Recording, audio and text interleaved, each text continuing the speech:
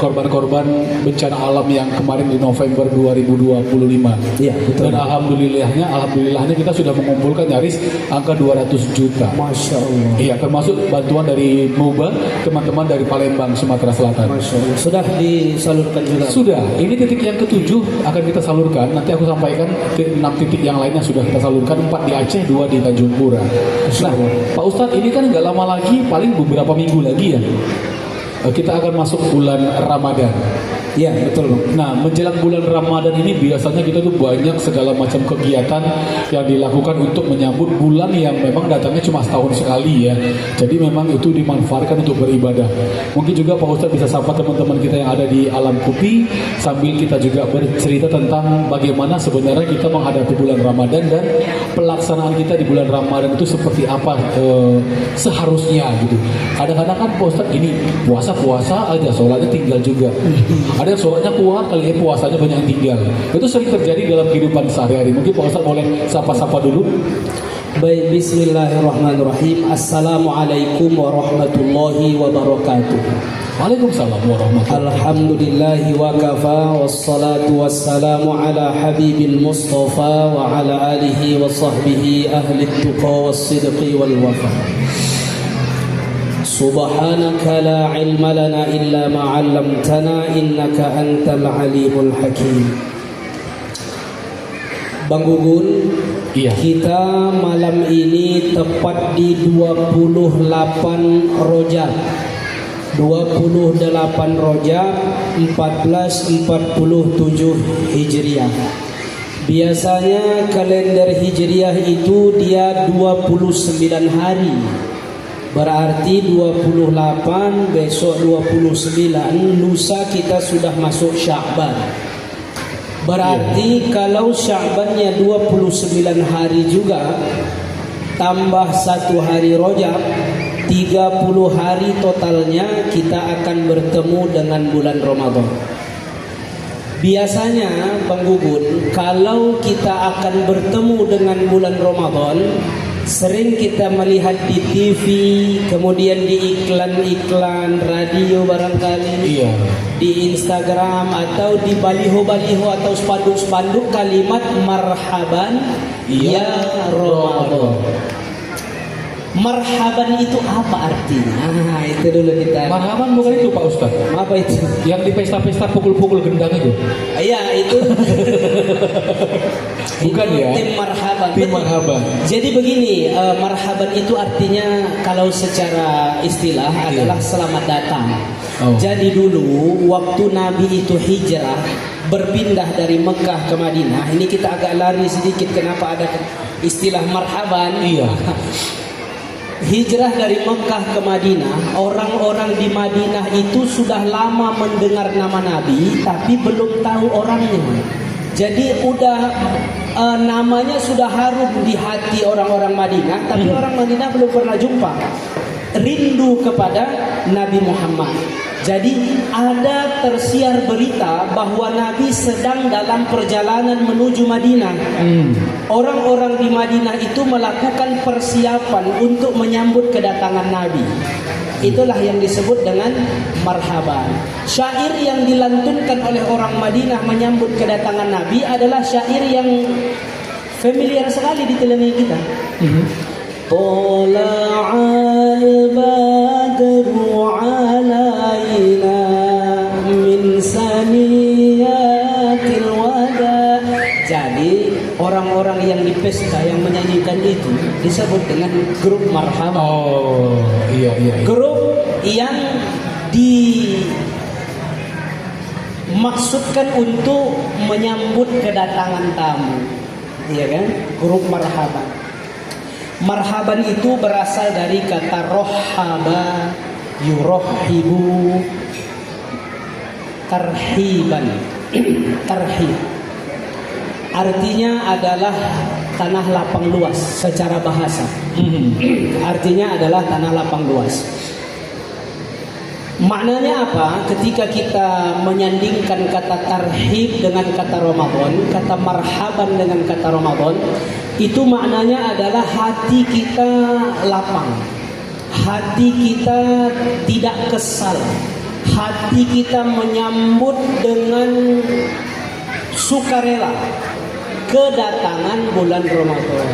Iya. Itulah yang disebut dengan marhaban ya Ramadan.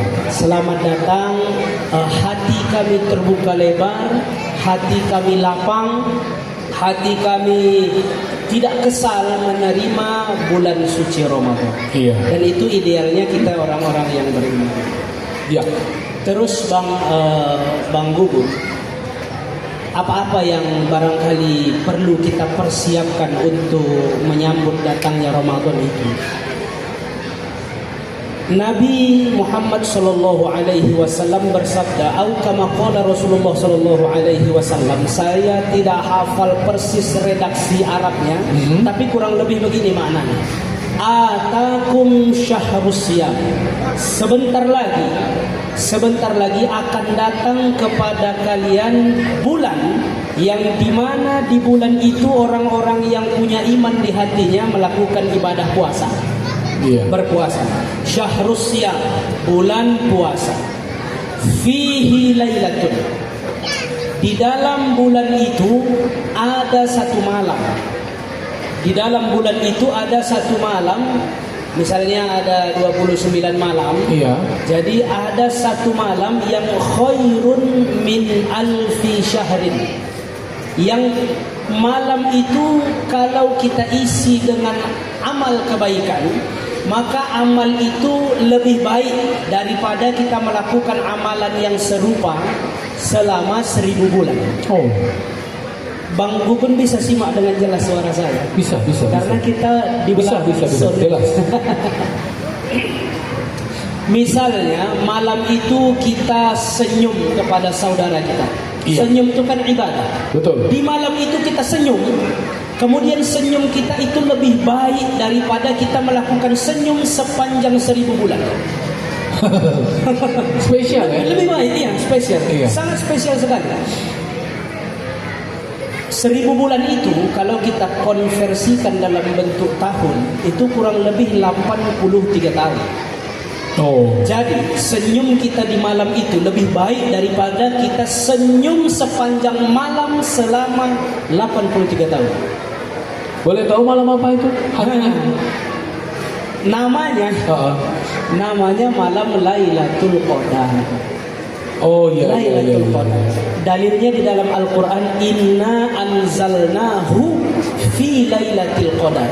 Sesungguhnya kami turunkan Al-Quran itu di malam Lailatul Qadar. Lailatul Qadri, malam Lailatul Qadar itu adalah khairun min alfi syahrin, yang lebih baik daripada 1000 bulan. Malam Lailatul Qadar. Jadi sebelum kita sampai kepada Ramadan, maka kita harus betul-betul kenal bahwasannya di Ramadan itu ada satu malam yang harus kita buru, harus kita kejar sehingga dia dapat. Iya. Cara memburunya bagaimana Bang Gugun? Cara memburunya begini. Misalnya Bang Gugun dikasih atau disuguhkan 29 atau 30 potong kue.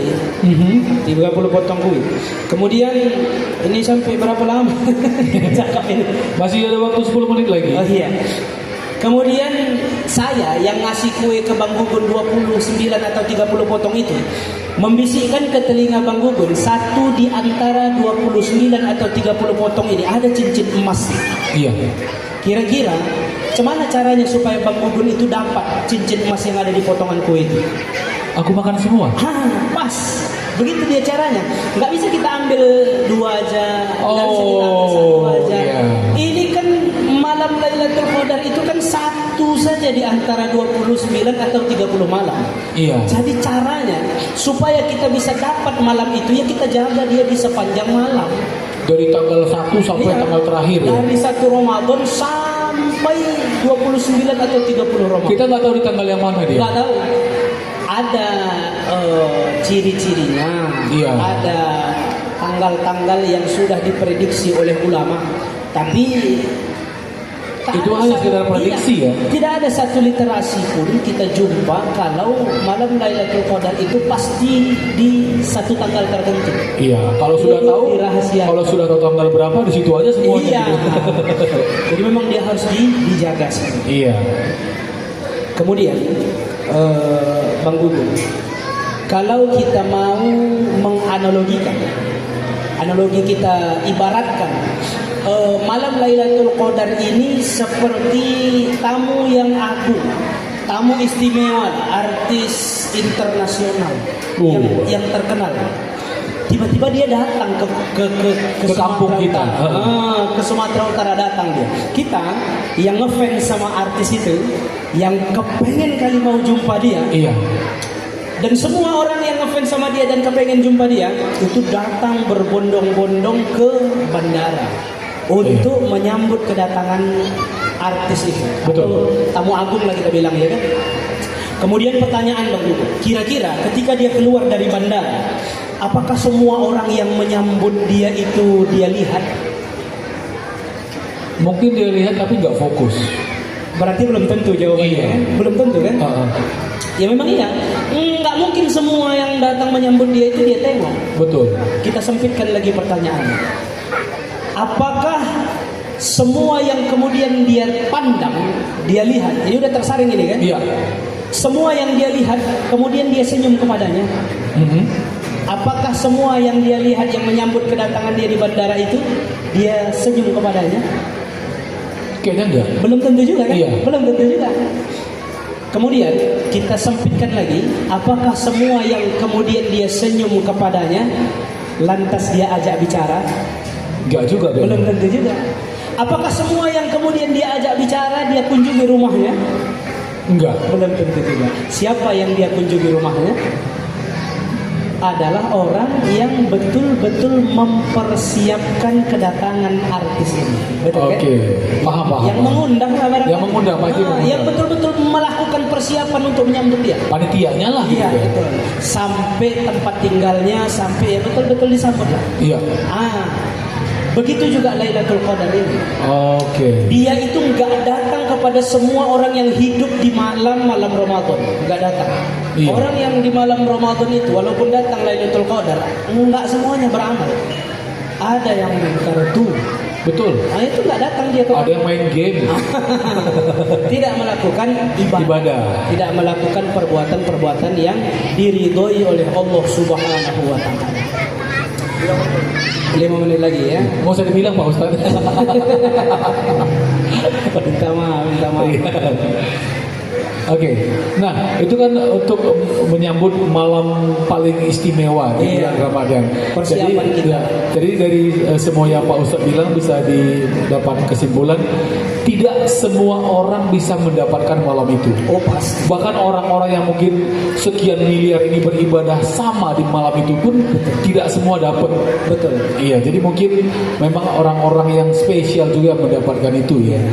Oke. Nah, ini kan menjelang bulan Ramadan pasti akan juga menyusul Idul Fitri. Ya betul. Nah, saat ini Pak Ustadz banyak saudara-saudara kita di Sumatera Utara dan Aceh yang memang saat ini sedang menghadapi musibah. Mereka menghadapi cobaan kedua setelah atau pasca bencana itu. Waktu bencana mereka bertarung nyawa untuk selamat. Sekarang sudah selamat dan bencana itu berlalu, mereka harus berjuang lagi untuk kedua kalinya menata hidupnya. Menata hidup dan menyambung hidup juga. Betul. Bagaimana mungkin bisa pandangan Pak Ustadz lah? Ya, tentu akan ada hal-hal yang harus mereka persiapkan yang dengan keadaan mereka seperti itu ya mereka nggak akan mampu.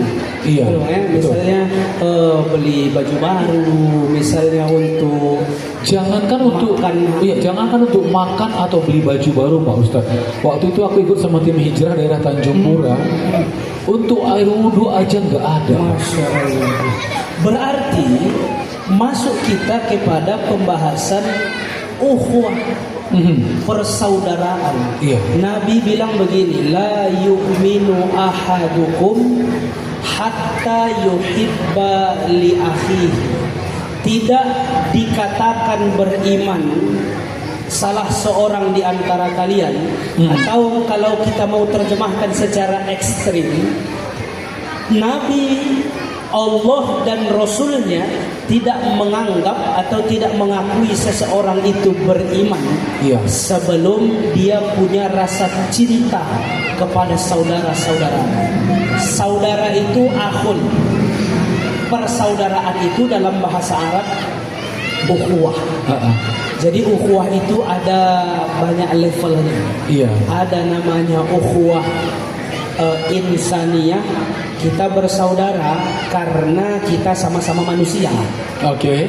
Kemudian yang kedua ada levelnya ukhuwah islamiyah. Kita bersaudara karena kita sama-sama orang Islam. Yang terakhir ukhuwah wataniyah. Kita bersaudara karena satu warga negara. Kita tidak dikatakan sebagai orang yang beriman kalau kita tidak mencintai sesama manusia. Kalau perspektifnya ukhuwah insaniyah.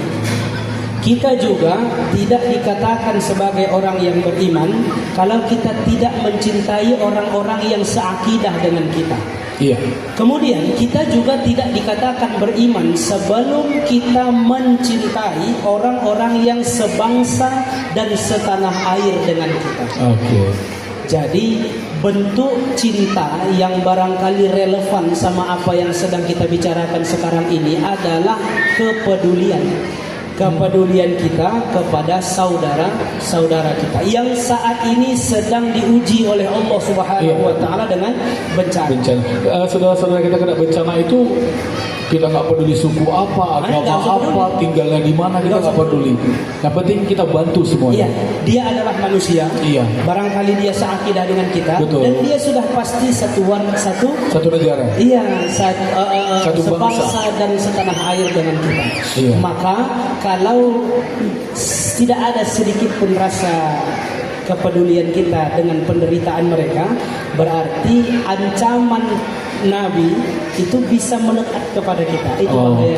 Jadi kami mengajak kepada bapak-bapak, adik-adik, abang-abang, hadirin sekalian untuk menyisihkan sebahagian dari rezekinya, menunjukkan bentuk kepedulian kita, rasa cinta kita kepada saudara-saudara kita yang sebangsa dan setanah air yang saat ini sedang kesusahan karena ditimpa musibah, bencana. Ya kan Bang? Menyisihkan sebahagian dari rezeki untuk membantu mereka, membelikan makannya, membuat air bersih untuk mereka, barangkali untuk pakaian-pakaian yang layak pakai untuk mereka pakai nanti. Apalagi untuk anak-anak bayi, balita. Oke Pak Ustadz, 1 menit tersisa, kesimpulan kita malam hari ini. Tiba-tiba ada kesimpulan? Untuk mengajak Bapak Ibu untuk korban bencana alam. Kami mengajak kepada bapak-bapak, ibu-ibu, momentum tarhib, momentum kita menyambut bulan suci Ramadan ini, di antara hal yang perlu kita latih supaya nanti terbiasa adalah berderma, menyalurkan sebagian dari rezeki yang Allah titipkan kepada kita untuk diberikan kepada orang-orang yang berhak dan sangat membutuhkan uluran tangan kita. Itu aja Pak Ustaz. Terima kasih banyak. Sehat selalu. Sampai jumpa lagi insyaallah di lain waktu kesempatan. Terima kasih banyak. Assalamualaikum. Waalaikumsalam warahmatullahi wabarakatuh. Terima kasih Pak Ustaz. Selamat malam. Silakan kembali beristirahat Pak Ustaz. Juga untuk kawan-kawan yang lagi di rumah, lagi nonton di Instagram, sahabat Hijrah Binjai kami ucapkan selamat malam, dan kita akan lanjut lagi untuk acara-acara kita selanjutnya. Masih ada Mr. Ical dan juga